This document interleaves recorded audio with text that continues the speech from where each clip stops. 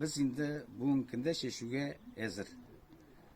Kunlar жылынуга, җирләр өлгерүгә biz чыгабыз да китәбез. Кешеләр белән безнең тәэмин ителгән механизаторлар җитәрлек, Аллага шөкер. Безнең инде бүгенге көнгә чәчүгә хәстәрлекләр бара.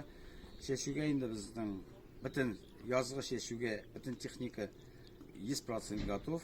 Аны опрыскивательләрне ремонтлый башладык бүген. Сылым чәчүгә килгәндә безнең быел язгы чәчү 2000 гектарда башкарылачак.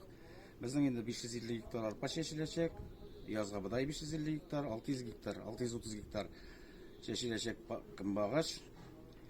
Шулай ук чәчәбез инде соя, чечевица, башка вакыттагы әйберләр инде. Чәчүгә хәзерлек буенча безнең бүгенге көндә 100% семиналар хәстәрләнгән.